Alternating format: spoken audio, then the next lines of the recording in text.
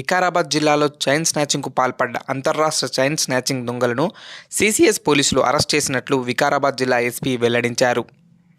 మంగళవారం వికారాబాద్ కార్యాలయంలో ఏర్పాటు చేసిన విలేకరుల సమావేశంలో ఆయన మాట్లాడుతూ, వికారాబాద్ జిల్లాలోని బొమ్రస్పేట్, వికారాబాద్, కులక్చర్ల పోలీస్ స్టేషన్ పరిధిలో చైన్ స్నాచింగ్ పాల్పడినట్లు కేసులు నమోదయ్యాయి. జిల్లాలో 2 రోజుల వ్యవధిలో 3 చైన్ స్నాచింగ్ కేసులు నమోదవ్వగా అట్టి కేసులను నిందితులను గుర్తించి అరెస్టు చేయాలనే ఉద్దేశంతో కేసులను ఛాలెంజ్గా తీసుకుని ఆయా పోలీస్ స్టేషన్లో అధికారులు, సీసీఎస్ ఇన్స్పెక్టర్ బలవంతయ్య, అన్వర్ పాషా ఆధ్వర్యంలో టీంలను ఏర్పాటు చేయడం జరిగిందన్నారు.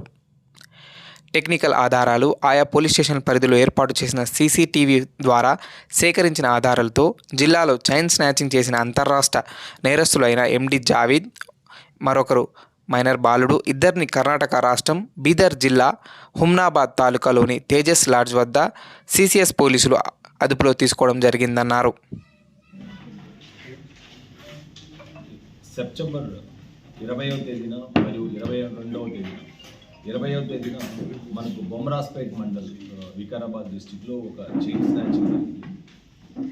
అదే కాకుండా 22వ తేదీన కులకచర్లలో ఒక లేడీ షాప్లో ఉంటే ఆమె దగ్గర నుంచి కూడా ఒక చైన్ స్నాచింగ్కు పాల్పడితే ఆమె జాగ్రత్త పడడంతో ఈ ముద్దాయి ఎవరైతే ఉన్నారో వాళ్ళు విఫలయత్నం చేయడం జరిగింది.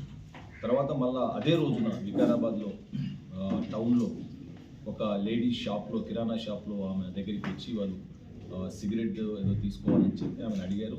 ఆమె అందివ్వబోతే ఆమె మెడలో నుంచి ఒక చైన్ లాక్కొని వెళ్ళిపోవడం జరిగింది.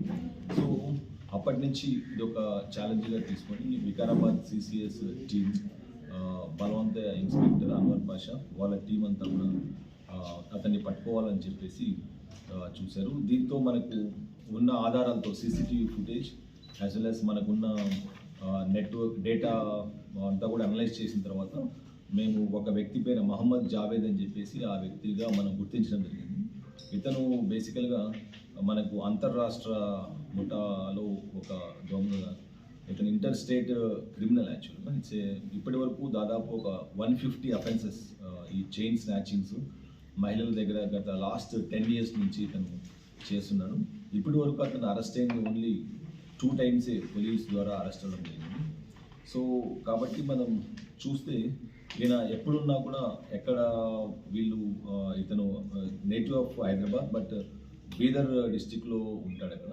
సో ఈరోజు ఇతన్ని మనము బీదర్ డిస్టిక్లోని హమ్నాబాద్ తాలూకాలోని తేజస్ లాడ్జ్ వద్ద సీసీఎస్ టీమ్ వాళ్ళు అదుపులోకి తీసుకోవడం జరిగింది.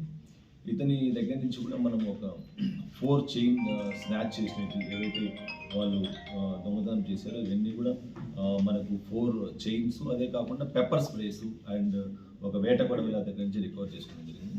ఈయన మోడల్స్ ఆపరేటివ్ చూస్తే మనము ఎప్పుడొచ్చినా కూడా ఇతను ఒక మైనర్ వ్యక్తిని కానీ లేకపోతే ఎవరన్నా బైక్లో తెచ్చుకుంటాడు అండ్ ఇతను వెనక కూర్చుంటారు. ఆ బైక్ నడుపుకుంటూ పోతుంటే ఒంటరి మహిళలను బేసికల్గా వాళ్ళు ఎక్కడన్నా ఉన్నప్పుడు, ఎక్కడన్నా వాక్ చేస్తున్నప్పుడు కానీ, లేదా పొలం దగ్గరికి వెళ్ళేటప్పుడు కానీ, షాప్లో ఉన్నప్పుడు కానీ, చుట్టుపక్కల ఎవరు మగవారు లేకుండా ఒంటరిగా ఉన్న వాళ్ళను టార్గెట్ చేస్తారు.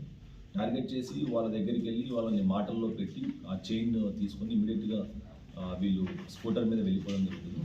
And team Balavantayya, Anwar Pasha and వీళ్ళ టీం అంతా కూడా కలిపి మనకు హెచ్సి చెన్నయ్య గౌడు, జయవర్ధన్, శివకుమార్, పీసీస్ కృష్ణారెడ్డి, అంజప్ప, రామకృష్ణ, రాఘవేందర్ రెడ్డి వీళ్ళందరూ కూడా చాలా మంచిగా కష్టపడి దాన్ని ఆల్మోస్ట్ ఒక 1.5 month వరకు ఛేదించడం జరిగింది.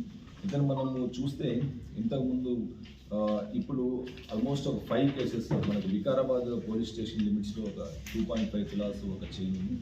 బొమ్రాస్పేట్ పోలీస్ స్టేషన్లో కూడా 2.5 తులాల ఒక చైన్ ఉంది. అండ్ కులకచర్లలో అటెంప్ట్ చేసి విఫలమవడం జరిగింది. జహీరాబాద్లో కూడా ఇతను చేయడం జరిగింది. అండ్ సదాశివపేట ఏరియాలో కూడా ఇతను ఇట్లానే చైన్ స్నాచింగ్ ఒకటి 4 తులాస్ ఒకటి 3.5 తులాస్ మొత్తం మనం చూస్తే ఇది ఒక 7,80,000 రూపీస్ వర్త్ గోల్డ్ రికవరీ చేయడం జరిగింది. అండ్ మనకు తెలంగాణలో మొత్తం 150 కేసుల్లో ఇతను అక్యూజ్డ్గా ఉంటారు.